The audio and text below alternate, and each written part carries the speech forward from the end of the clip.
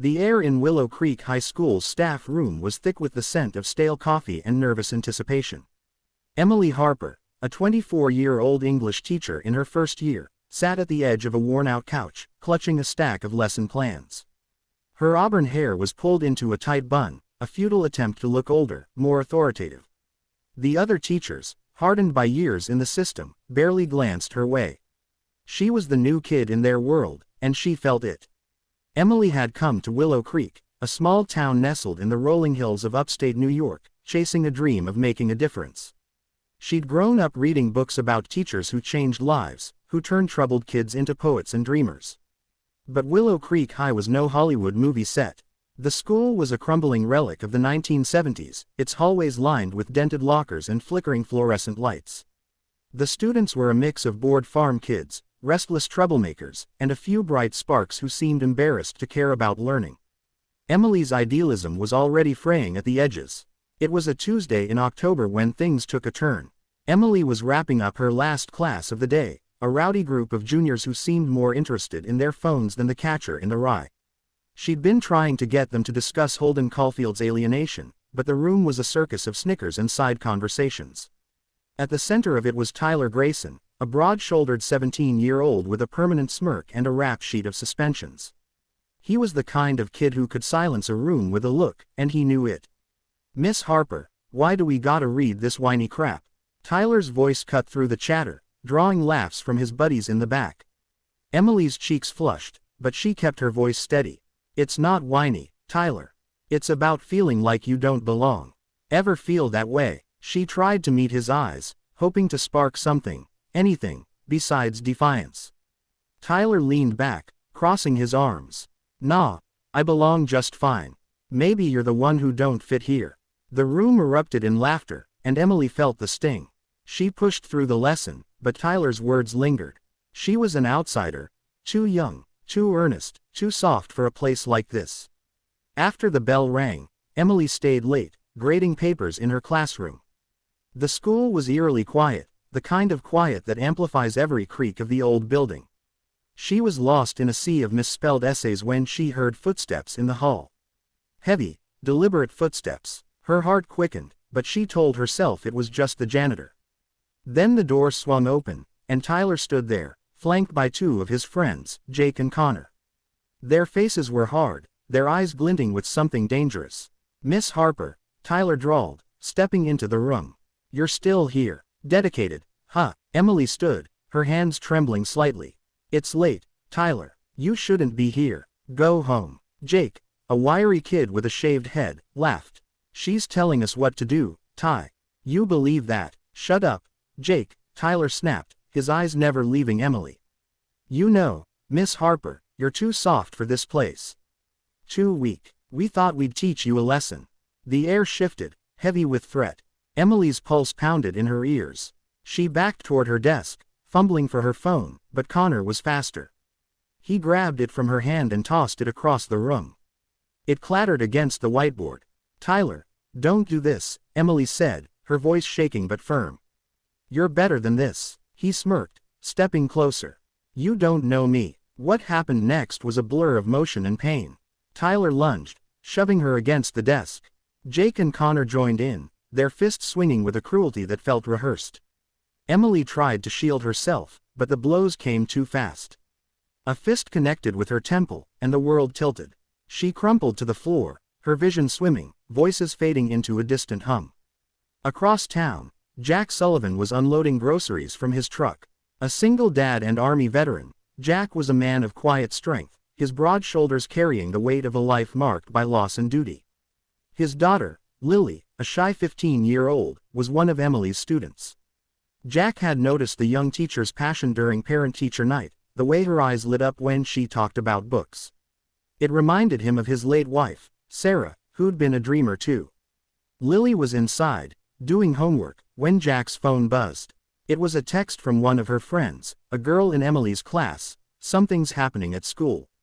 Miss Harper's in trouble." Jack didn't hesitate. He grabbed his keys, told Lily to stay put, and sped toward the school.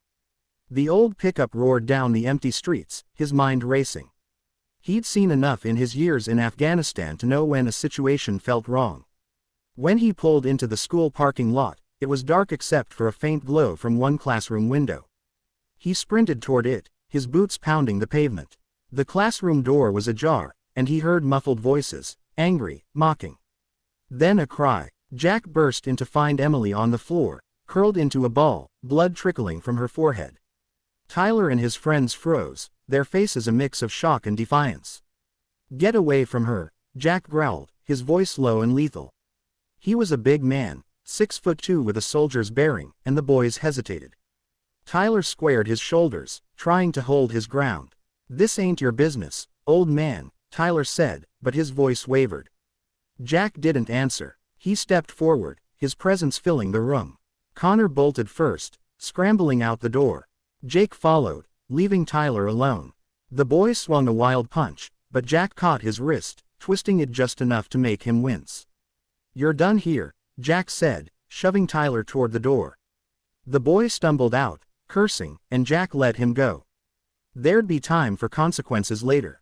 He knelt beside Emily, checking her pulse. It was faint but steady.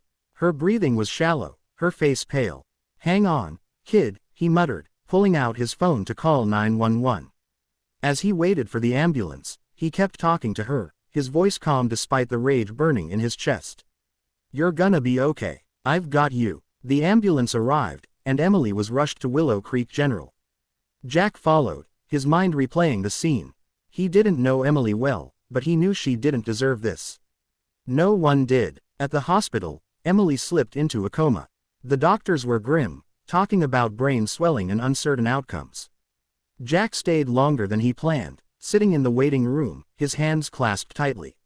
Lily arrived, her eyes red from crying. "Is Miss Harper gonna be okay?"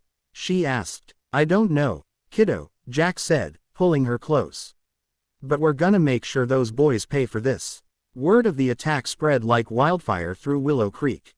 Parents whispered in grocery stores, kids posted cryptic messages on social media, and the school board scrambled to control the narrative.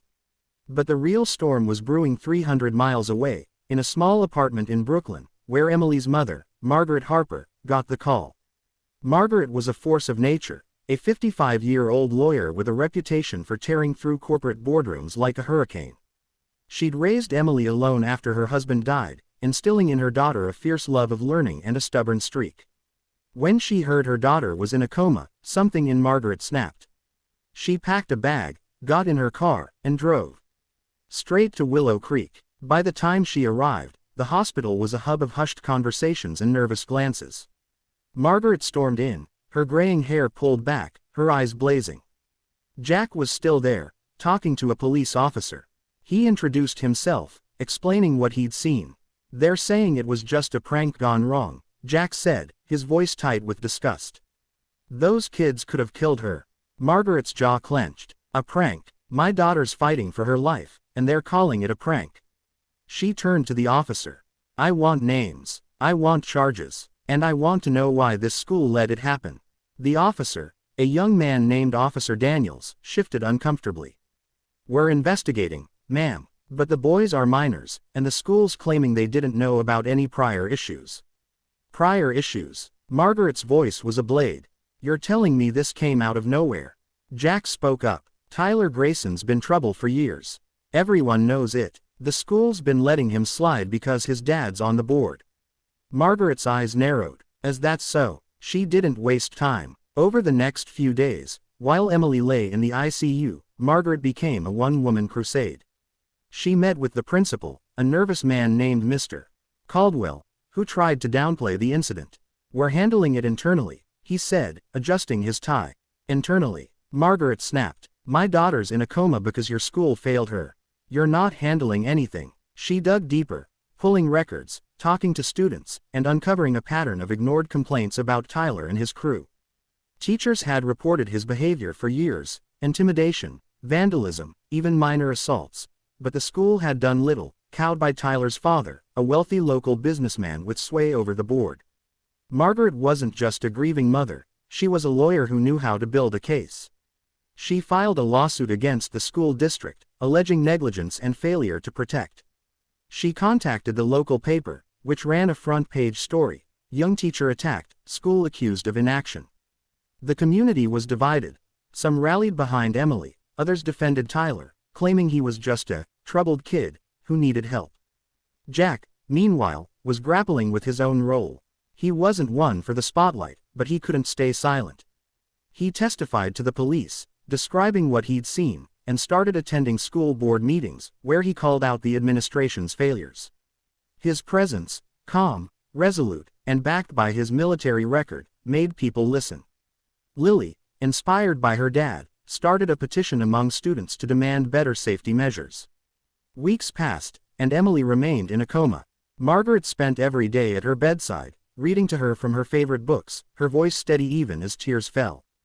Jack visited when he could, bringing coffee for Margaret and updates on the case. A quiet bond formed between them, two people united by a shared fight. Then, on a cold November morning, Emily stirred. Her fingers twitched, her eyelids fluttered. Margaret was there, holding her hand, whispering, "Come back to me, baby." Emily's eyes opened, blurry and confused, but alive. Her recovery was slow. She had headaches, memory gaps, and a new wariness in her eyes. But she was awake, and that was enough to fuel Margaret's fire. The lawsuit gained traction, and the school board, under pressure, suspended Tyler, Jake, and Connor. Criminal charges followed, assault and battery for all three. Tyler's father tried to pull strings, but Margaret's evidence was ironclad, and public outrage was too loud to ignore. By spring, the school was under new leadership. Mr. Caldwell resigned, and the board implemented stricter disciplinary policies. Margaret's lawsuit didn't just win, it forced systemic changes, including mandatory anti-bullying programs and better teacher protections. Emily, still healing, decided not to return to teaching, not yet. Instead, she started writing, pouring her experience into a blog that gained a small but loyal following. Jack and Lily became fixtures in Emily's life. Jack helped her navigate physical therapy, his quiet encouragement a steady anchor. Lily, who'd found her voice through the petition, started a book club at school, dedicating it to Emily. And Margaret, though she returned to Brooklyn, made weekly trips to Willow Creek, her fierce love for her daughter undimmed. The town never forgot that year. Some saw it as a tragedy, others, a reckoning. For Emily, it was both, a scar she'd carry forever, but also proof that even in the darkest moments, there were people who'd fight for you. And for Margaret, it was a reminder that no system was too big to break when it failed the ones you love.